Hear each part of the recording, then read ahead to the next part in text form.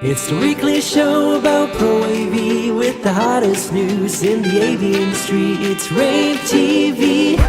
Give it up for Steph and Gary. Steph and Gary. Hey, it's Gary K and Steph Beckett. Without Steph Beckett today, I'm doing rAVe TV by myself until Steph gets here. This is the problem with having a live TV show. Kind of like I was actually watching. One of the college baseball preview shows yesterday, and half of the people didn't show up because they got stuck in some big accident in Louisville, Kentucky. Was it Louisville, Kentucky? Yeah. And now all of a sudden we have Steph Beckett stuck in little traffic in Chapel Hill, North Carolina, where we don't generally have a lot of traffic, especially in the summertime when we have no students here.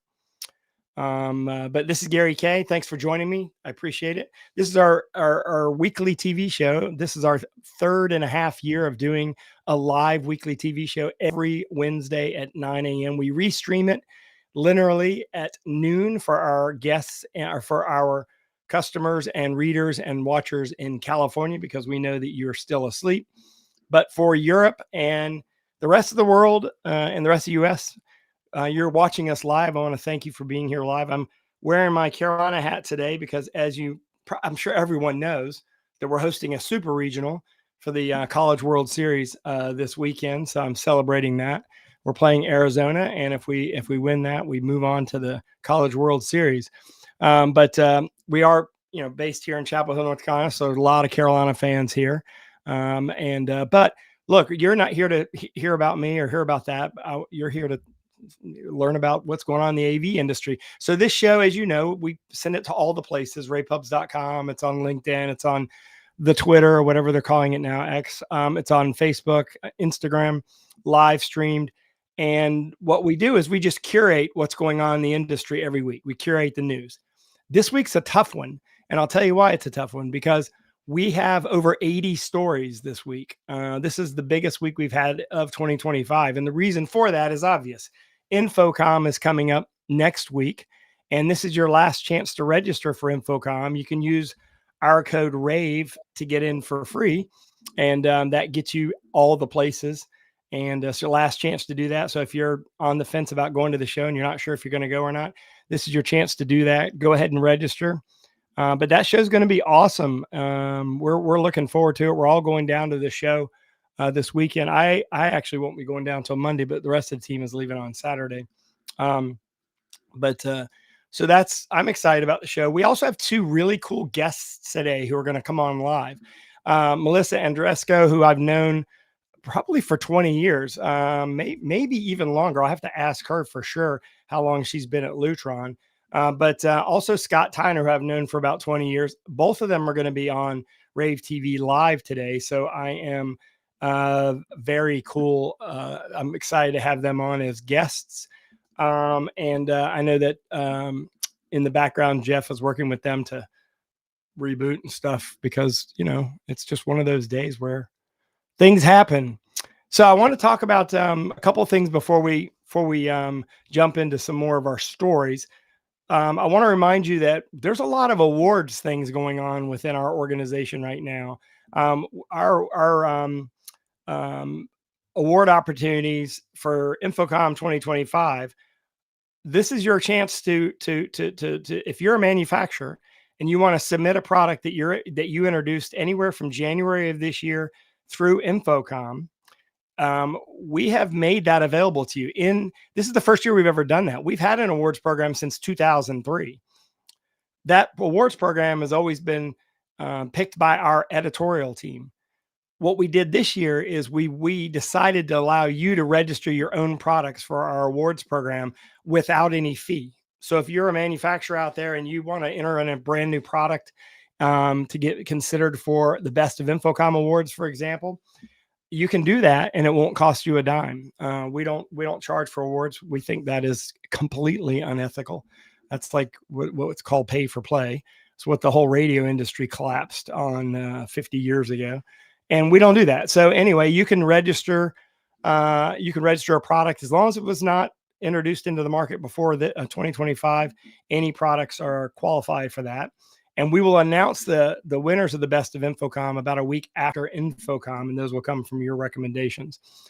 I also want to remind you that you can a couple things with regard to our technology and practice store. If you're a manufacturer and you have a new product that you think is geared towards end users only, we're going to actually do a live show floor tour, and we're going to take people booth to booth. Steph and Tim Albright are going to do it together. So this is rAVe and AVNation doing this tour together. We're going to go from booth to booth and show end users what are the best products on the show floor that end users should care about. Because you think about some products are only for integrators, right? I mean, products that only integrators really care about, but there's products that end users care about specifically. And you can actually apply to be on that tour either live or virtually. There's two ways to apply to be on that tour. So you can actually be on the tour as a tour guest. You can be an attendee at InfoComm. If you're going to go to the show, you can actually join us on Thursday. It's a 2-hour tour of the show floor, and you actually go around the show floor live with headsets on, provided by Televic. So you have the ability to talk to the tour guides. Or if you're not going to be at InfoComm, we're going to record the entire tour, and you can register to actually go on the tour virtually the week after InfoComm so that you can see what it was like to actually be on the tour. We are going to do rAVe TV live every single day at 2 p.m. Eastern. Okay, so that's 11 West Coast, 2 p.m. Eastern. So this show that you're watching now, which is weekly, during InfoComm and ISE, we do it every single day. So we'll do a show Tuesday, Wednesday, Thursday, and Friday every day at 2 p.m. We will live stream from the show floor. We don't know exactly where we'll do it. We'll probably randomly walk around the show floor and do it. But if you're not going to the show, which most of you are not, we have, 230,000 readers and viewers now.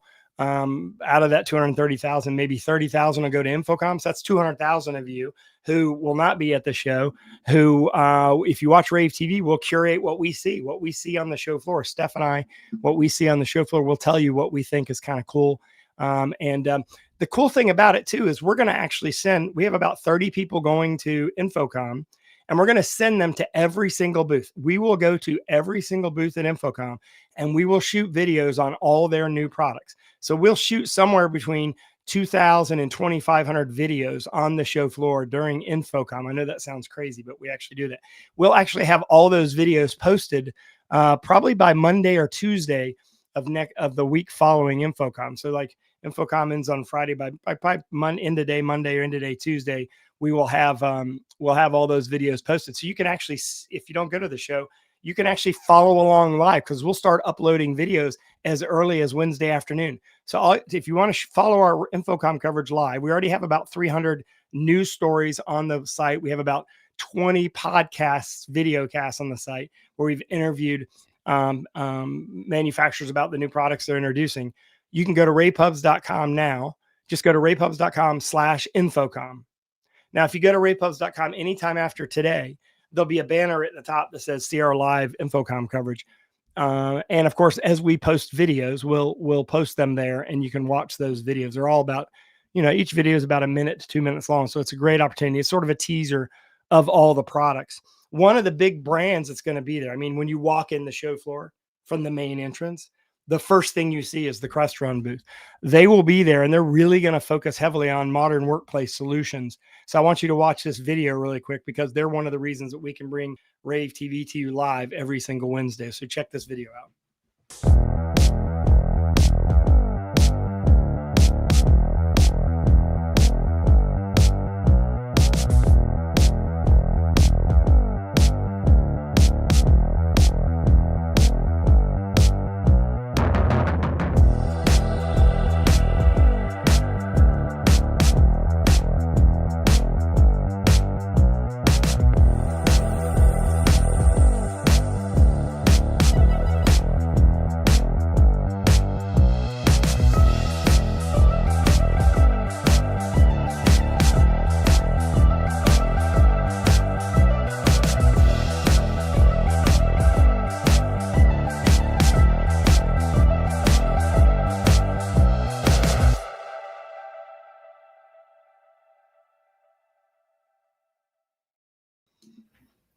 I'm excited to see what Crestron's going to introduce, and we'll bring that to you because we're going to go to their booth and shoot videos.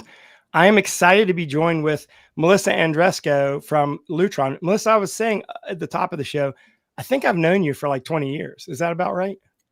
That's right. I just celebrated my 27th year at Lutron, believe it or not. So I think I've known you most of that time. Yeah, I actually have I've actually been to Lutron twice, as you know, and got a tour of the whole place. It is super impressive. It's kind of in the middle of is it Coopersburg? Is that right? Is that what's it? Coopersburg, Pennsylvania. So we're just about 45 minutes outside Philadelphia, and we're near Allentown, Pennsylvania, is what most people know. So yeah, from the Billy Joel song, right? Exactly. Yeah. So it's a great facility if you ever have a chance. And in fact, you're constantly doing integrator training and things like that. So you should definitely go to lutron.com and check that out if you want to learn more about lighting control. And that's one of the reasons why we're having you on today. I agree with you 100%. We were talking offline that this is a great growth opportunity for pro AV integrators. Home AV integrators for many, many years have been taking advantage of power management and lighting as an opportunity to provide luxury homes and home theaters and with smarter options, right? And of course, we can go to Home Depot and do the DIY kind of stuff that everybody has. I don't know what happened to Melissa. I lost her, Jeff. I think she's going to have to pop back on. So you're going to have to take me full screen, and I'll keep talking about this until we bring her back on. If we don't get her back on in a minute, we'll bring Scott, and then we'll go back to her. Melissa is traveling, and she is on hotel Wi-Fi. We all know what happens when you're on hotel Wi-Fi. But what I was talking about was, with lighting control, this is an opportunity for the Pro AV integrator community to add a service to their offering. And that's why I asked you on today. Melissa is back. Hey, Melissa, you're back. You're good. Thank you. Sorry about that. No, that happens. Well, I explained to them why you're gone, that you're on hotel Wi-Fi. So the whole reason why we had you on is to explain an acquisition that you did, which kind of triggered this idea about, hey, this is a great opportunity for Pro AV integrators.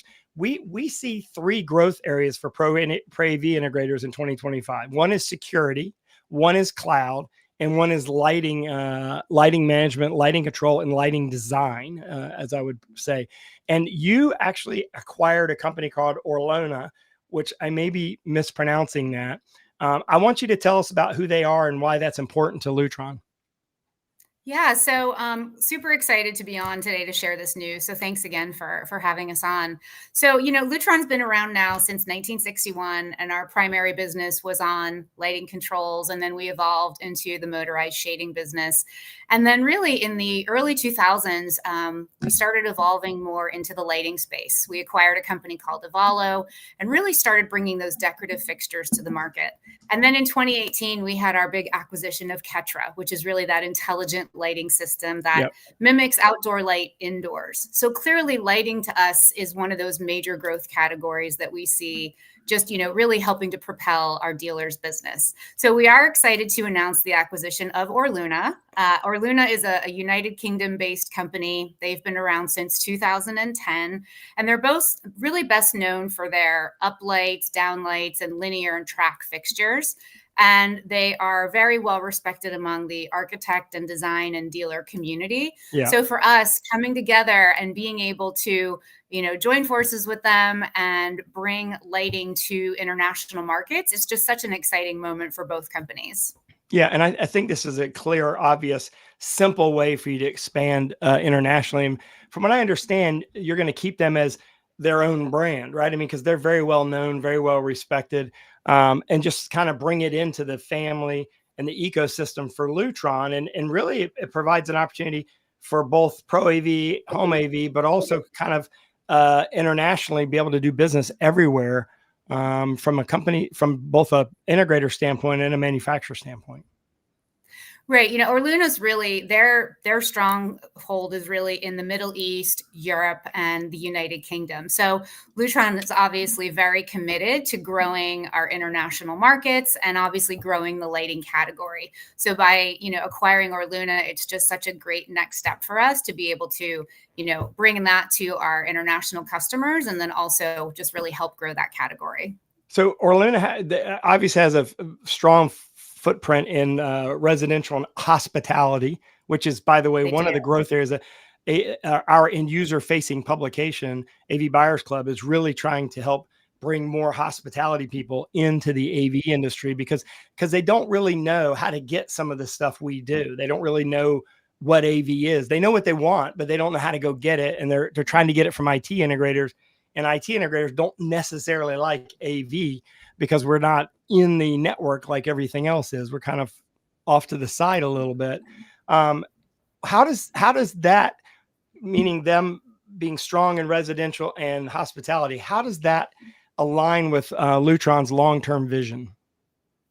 So one of the big trends that we're seeing among the design community is that people are being inspired by the products that they are experiencing when they travel. And we're hearing that and seeing that a lot. So by integrating our products, Lutron products or Luna products, into hotel spaces, whether it's, in the guest rooms and public spaces, people are coming home feeling inspired. They know how it made them feel to be able to touch a button on a keypad next to the bed and be able to, walk safely to the bathroom in the middle of the night, or to, open a motorized drape. So, again, I think people are really finding that inspiration. So for Lutron to have a play in hospitality, which we've had now for many, many years, having Luna have such a strong presence in that market, again, it's just such a great evolution for us to be partnering with them and to bringing, more of these products to people around the world.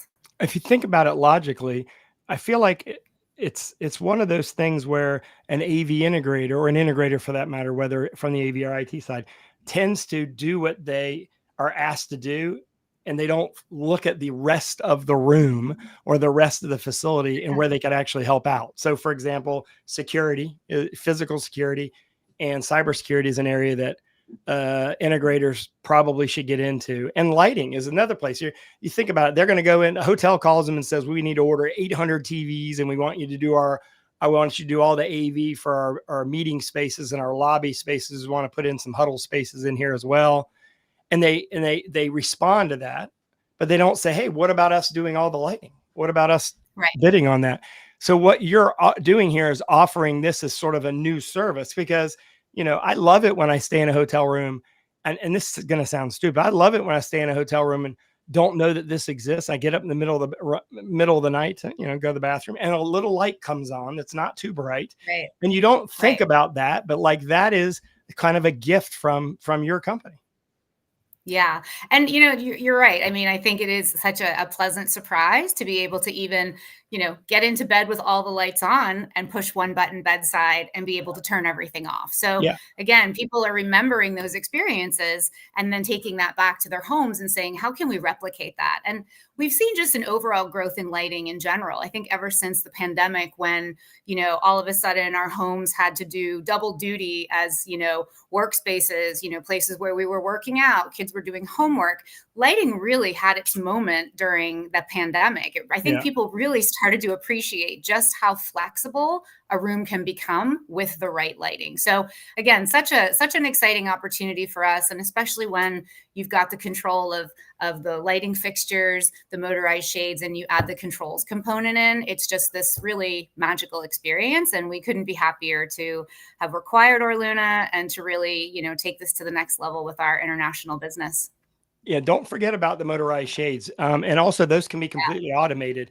And there's some really creative ways that you can automate that. You can do it by time of day, or you can actually do it by having a sensor watch the sun, and based on where the sun is, actually slowly raise and lower the shades. It's pretty sophisticated. It's really neat what you guys have done over the years. It's really, Lutron's a very impressive company. Of course, if you want to learn more about Lutron, go to lutron.com, Lutron.com. Melissa, will Lutron be at InfoComm? We are not going to be at InfoComm, unfortunately. So the best way to learn about you right now is to go to lutron.com. And then will you, is there, if I'm an integrator and I want to become a dealer, I know that you have training programs. How would I start with you? What's the very first place I should go on your website? Yeah, Lutron.com, there is actually a link on there that asks, do you want to become a dealer? And then there's a simple form to fill out, and then a member of the team will get in touch and figure out how to get you set up. So very simple process. Yeah, and I've actually gone through years ago the Radio Raw training class, which I don't even know is that like that's how my house is. I have the Radio Raw system. I don't know if that's still the latest. Maybe it's Radio Raw 2, but I don't know. There's probably something better that's come along, but it still works, by the way. So I haven't Glad to hear changed it. that. Yeah. So yeah. So this is great. It's great to have you on. It's great to see you again. Well, I'll see you at Thank you. CEDIA for sure because I know that you're For always sure. at CEDIA. And Yeah. yeah. Thanks for being on. Thank you for having me, Gary. Appreciate it. You have a great day. And I've heard a rumor that Steph might be coming back after this message from Shure. So check this out. The story of sound is the story of us, a 100-year-long story. Through a century of change, Shure's been there. In every presentation, every conversation, uniting people and perspectives, amplifying dialogues that span generations, and igniting connections that push us forward. Because sound doesn't just tell our story, it shapes our future and inspires us to keep innovating. So here's to 100 years of extraordinary sound and the next 100. Oh my gosh, Steph is here. What happened, Steph? This you didn't was cause the traffic, did you? no. I think there was like a bad wreck because there were fire trucks and everything. And my normally 15 to 20 minute commute today took me an hour. So that was crazy. Of all days, right? Of all days. Of all days today. And like I normally leave like with exactly amount of time cushion that like if something happens, usually I'm still here in plenty of time. But today that was wild. So thanks for doing the first half of the show without me. Yeah, while we have you on, yeah, we should talk about a little bit more about InfoComm. So we're going to be, Steph and I are going to do rAVe TV every day live at 2 p.m. Eastern time. So that'll be depending on where you're located, what time that'll be on for you. If you missed the show, you can go to ravepubs.com at any time and see it. We're going to do it live from the show floor. Of course, day one will be Tuesday. That'll be a pre-show day. And maybe we'll do a walkthrough of the show floor, see how setup's going. We may have a guest or two that we may pull up in. But the idea behind us doing rAVe TV at the show is to kind of give you a feel what it's like to be on the show floor, the excitement around the show, but also to kind of curate some of the things we've seen, because a lot of times we know what's going to happen. We know what products people are coming out with, what companies are coming out. But a lot of times there's surprises. Like, for example, today, I just wrote up a story about the new Barco ClickShare Hub Pro. Yes. And that's an interesting product because now Barco's back in the control system market because they have a touch panel that allows you to launch rooms, and they're using the new Microsoft Android-based system to run it. So it's actually a fully functional UC system. That story will be published on our website today. But that's a good example of a product that for example, there's going to be 250, 300 products introduced at the show that we'll say, hey, this is a product you should check out, right? I mean, another one that I wrote up yesterday, Hudley C1, I think it is, they came out with a scalable video bar. And what's interesting about Hudley, just like the audio companies are now getting into video with cameras, the camera companies are now getting into audio and amping up their audio. So now we have this battle between Sennheiser and Shure. Right. And now Hudley and others who are camera companies that are adding audio. So I think this is going to be an interesting show. It really will be an interesting show because you're right. A lot of companies are trying to get into other markets because I think just about especially with UC companies, they really, really all want to be all in one. You only buy from us companies. There are very few of them that have the like strategy of, well, we're good at this one thing, so we're going to kind of stick with that. They all want to be your all-in-one, go to them for all your meeting room needs type companies, which is really interesting. So I don't know. I will be my eye will be open to see like how I think that's going.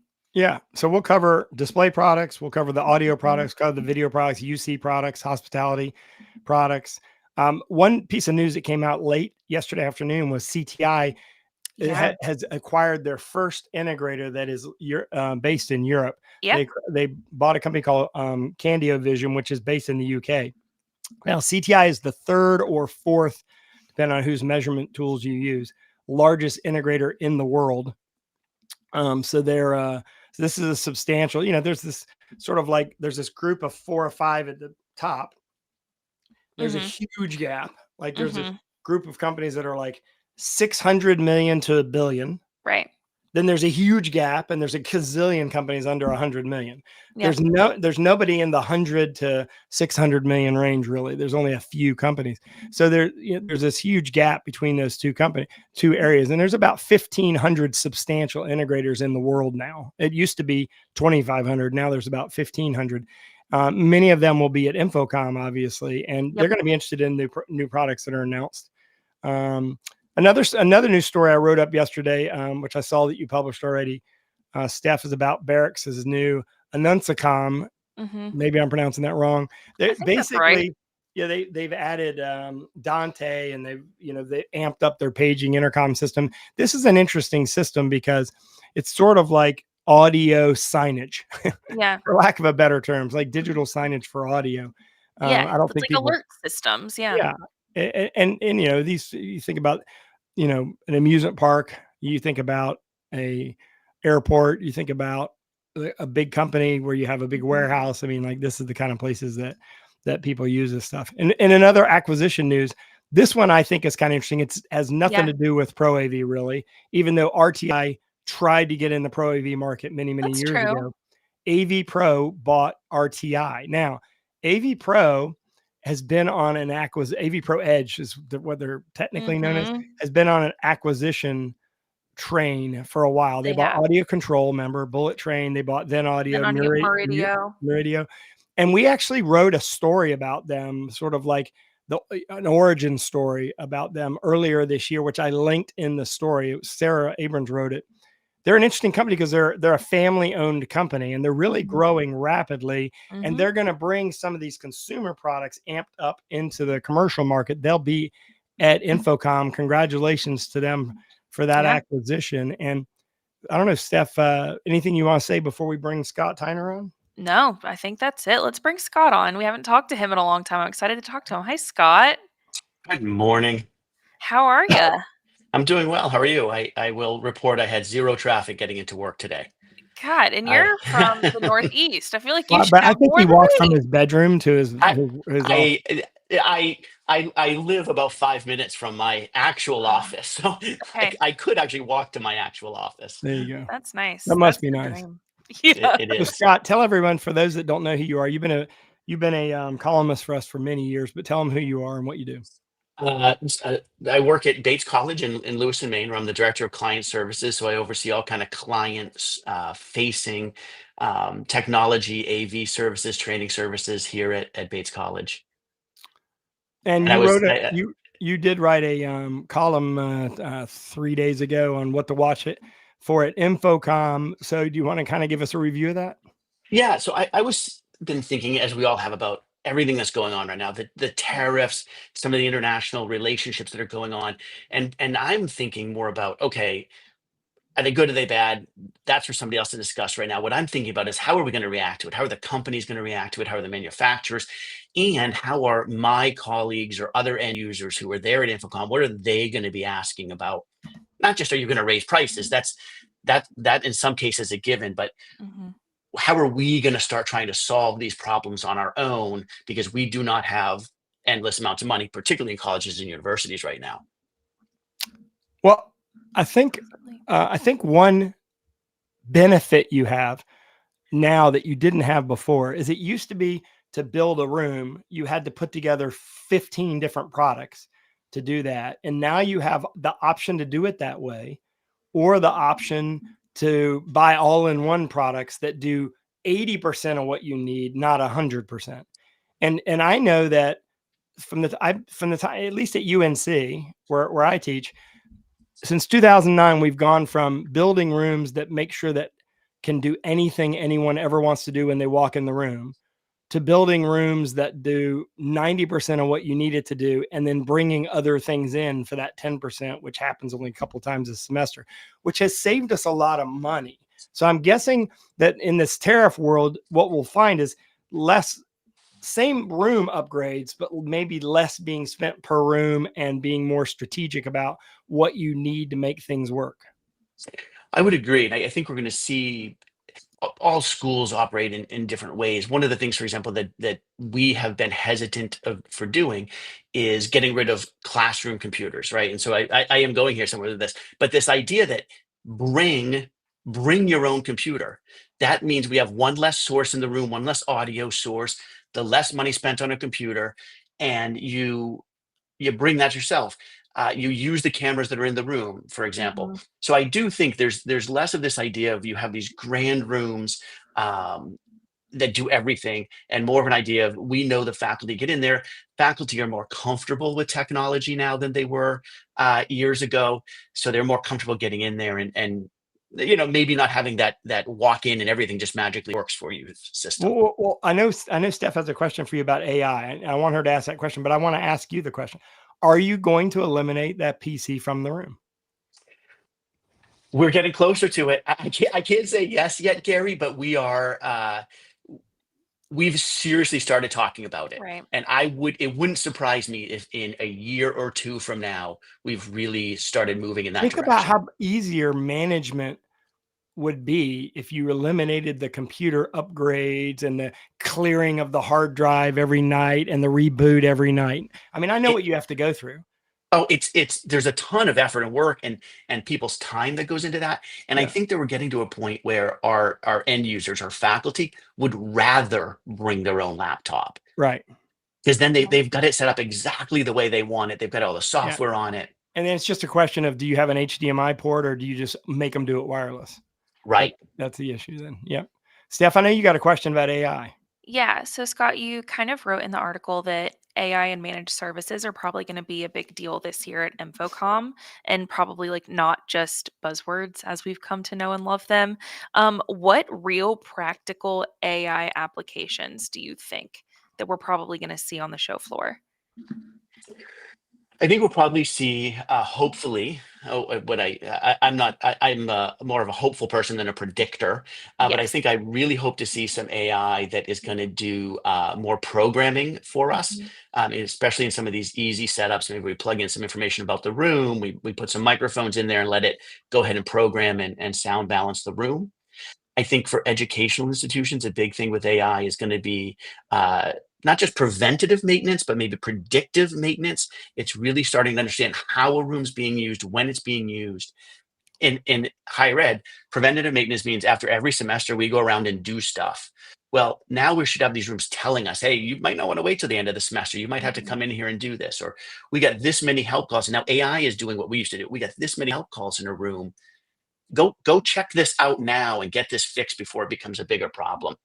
uh, Usage statistics are going to be continue to be huge, and these dashboards about how rooms are getting used also go to Gary's question of, do we need these biggest rooms with all this expense?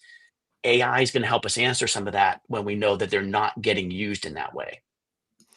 So with regard to interoperability, how close are we to having that from your perspective, or good enough that you're willing to make the big infrastructure investment and go AV over IP or stay with what you have now?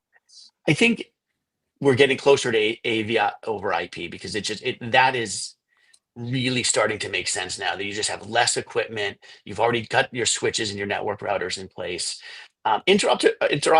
Interoperability is a funny one, um, because even to start your conversation, you mentioned that these companies are still trying to get you into these walled Mhm. gardens, and they want you to use everything that they have. Um, which we've done, and we've bought into it, and it's been great. Don't get me wrong, we've had Right. huge, tremendous success. Um, but I know from talking with my colleagues, it's a big thing that lots of people are thinking about. And I think lots of higher ed institutions are going to be looking at that at InfoComm, is how easy is it, whether it's AV over IP or standard transport mechanisms, to use a variety of devices. Yeah, I think the most important thing is, if I want to put another camera in, how hard is it to put it in? Right. It's not will it work with everything? It's more how hard it is to put it in. And I think NDI is going to help with that somewhat. The problem with NDI still is not real time, right? I mean, it's still H.26465, so it's going to be delay. It's still got that delay. But I think we're getting closer.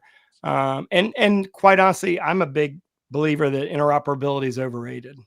Hmm. I think it's overrated. It's interesting here because there's a reason we've stuck with it there's a reason we've been in the walled garden for so long. There's a reason Apple loves their walled garden. It works. It's reliable. It's stable. And I don't think unless outside forces were pushing us, we would be considering it as much. Yeah. Well, look, thanks for being on. This is awesome. It's great to have you continue to write for us. You can actually go see all of Scott's columns by going to ravepubs.com and go into the blog squad, and you can actually click on his name, and every single article will come up that he's ever written for us. For a long time, will come up, and you can always read the latest one by just looking at the blogs section. And Scott, you'll be at InfoComm, right? I'm not going to be at InfoComm this year, unfortunately. Yeah, you're going to be watching our coverage. I am absolutely one of these people who I want to put in this plug, right? rAVe, you make it so easy to not attend. Not that I do it because of you, but I feel in many ways like I was at InfoComm by watching the stuff you do and looking at your videos. And I'm going to try to get into the tour that Steph and Tim are doing. But I won't be on the floor this year, unfortunately. Well, hopefully that's what we do. And we will. That's the truth of the matter is we're not as the next best thing to being there. It's always better to be there. But the truth of the matter is, especially universities are cutting their budgets, and instead of going to InfoComm, that means you get a new projector for a room. That's how expensive it is to go to a show now. So hopefully we do a good job so that you can just refresh our coverage and keep up with what's going on. So love to hear some feedback from you on that. And thanks for joining us today. Absolutely. Appreciate it, Scott. And thanks for all that you do. Have a great week. Hey, Steph, what do you think about Catchbox's new hub? I thought it was a good move for them. That is a big move for them because Catchbox is kind of like they're known as being a very kitschy company, right? Yeah. So what they have is cool. So it's a microphone that's built in this box. So it's great for if you're speaking at an event and you want someone from the audience to participate. It's made so that you can throw this whole microphone to them, catch it. It can be branded with your logo. It's really great. I actually found out about this company from Kelsey because they use Catchbox at her camp that she used to go to. With this hub product too, it means that you can sort of like plug and play in any classroom. It's really aimed at higher education. I think they'll do really well there. And another story I wrote up yesterday, by the way, is the new multi-sync monitors from Sharp. Remember Sharp bought NEC Display. They now have a 55 and 65 inch a version of these monitors that are specifically aimed at healthcare and hospitality. Yes. You can learn more about those at ravepubs.com. And this one was kind of interesting, Steph. I don't know if you had a chance to read this story, but Christie came out with a set of monitors that you can only buy through Almo Pro AV. It's called the Secure Series 3. Only in their TIE compliant, and you can only buy them through Almo Pro AV. What, in your professional opinion, why do you think that they did that so exclusively? It's a good question. I mean, it's hard to answer because this is a niche, and I think they determined that Almo Pro AV understood this niche well enough to handle that product line. Right. So I think that's probably the reason they did it. Or it's also possible. I'm not privy to this, but it's also possible that they have a short-term exclusive agreement where they say, hey, we'll give it to you for 6 months and then we'll open it up for the rest of distribution. But you and I know that security is a bigger issue, and it's a great opportunity for a future opportunity for our integrators. And we started a security newsletter about almost 2 years ago. And you can subscribe to that by going to ravepubs.com, click on the subscription button, and you can subscribe to that newsletter. And it's both physical and cybersecurity. And I write up a lot of the stories, as you know, and I see more and more stories about security coming up. Yeah, absolutely. So that does make a lot of sense. And like going with a distributor you already know to help you get into a market that you're trying to get into, that seems like a natural fit. But yeah. Oh, Epson is also going to bring literally 1 million different projectors to InfoComm 2025. Million minus something, but yes, it's like 10. It's like 10. which is still a lot. So yeah, they have this whole full list of what they're going to bring. So they've got their large venue EBPQ models.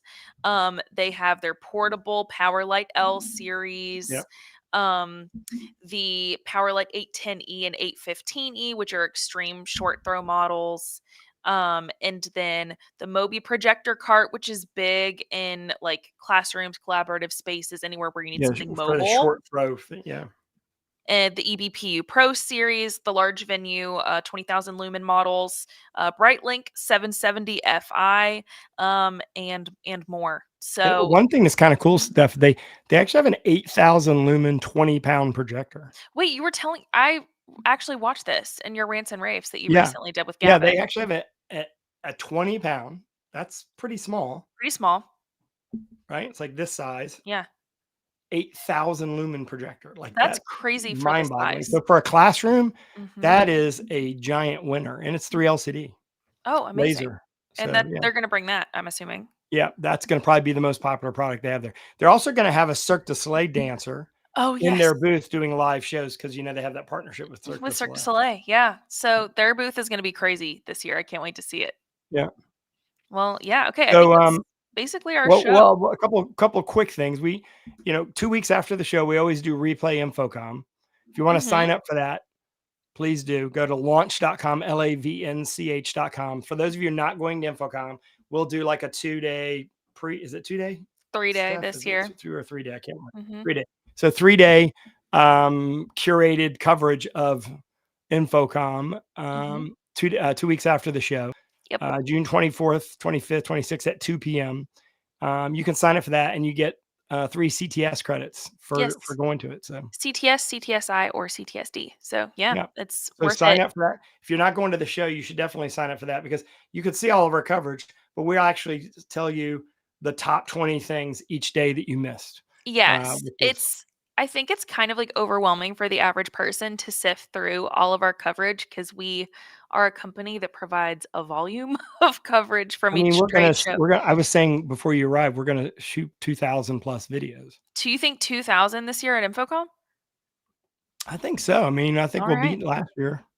I'm So I like that. Yeah. So no matter what, that's a lot for one person to sift through. So we'll kind of sift through them for you and show you a few of the highlights, which I think is oh, important. by the way, So some people have been what? asking me how I think InfoComm is gonna be. I think it's gonna be a great show. I do Okay. think I do th- I have I will tell you that I'm friends with a lot of people who, some of the bigger brands Right. that throw parties.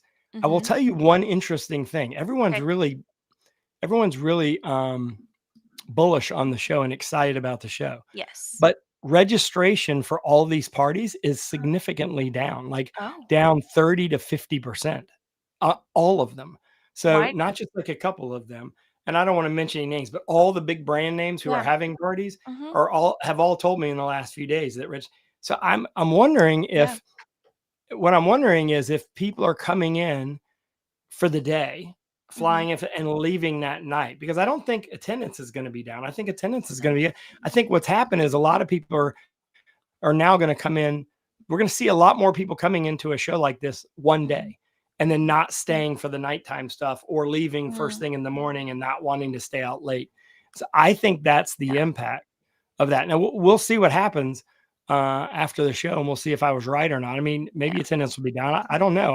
I'm not hearing that. I'm hearing good things. Everyone I know who normally does the show is going. I haven't heard anybody not going. Yeah. But I am seeing the party registration. Like yesterday, I was asking, about adding someone an event that I'm supposed to go to, and I said, "Is it possible? I know you guys normally have a limited number," and the response was, "No, we have 400 extra spots Oh. that haven't been filled from what we had last year." And I was Oh. like, "You mean you're down 400?" And yeah, we have 400 less people that registered. Mm. So it'll be interesting to see because I have this Yeah. philosophy that a Yeah. lot of people are going to come in and out quickly for that show, Yeah. and not spend as much time as they would have spent before. I don't think attendance will be down. I think attendance will be the same or Yeah. maybe even up. I also think a factor is that people don't like to triple stack parties in the evening as much as they used to, Yeah, I agree with that. because we're coming out of COVID and Yeah. like we just, we like that was a time where we just weren't partying, because it was COVID. So I don't even like to Yeah, maybe triple people book are being more myself. selective. Yeah, and I don't Yeah. like to triple book myself for parties anymore. So Yeah. I think it's like one of those things where people will attend like 1 or 2 events in the evening instead of 4. So that could also be why attendance is a little bit low for some of those. But yeah. Well, we appreciate you joining us. We had 2 great guests on today. And then Steph finally got in through Got the here. traffic and joined us. Right. You can always see all of our rAVe TV episodes by just going to ravepubs.com, click on the TV link. They're all Yeah. there. And yeah, I love doing the show with you, Steph. And Same. we'll be there live together Yes, we will. for Next the first week. time Oh, since like ISC that's next week. crazy. A Yeah. week from today. So I'll see you on Tuesday. Yeah. See you then. All right. Bye, everyone. Thanks for watching. Bye. See you at InfoComm. It's the weekly show about Pro AV with the hottest news in the AV industry. It's rAVe TV. Give it up for Steph and Gary.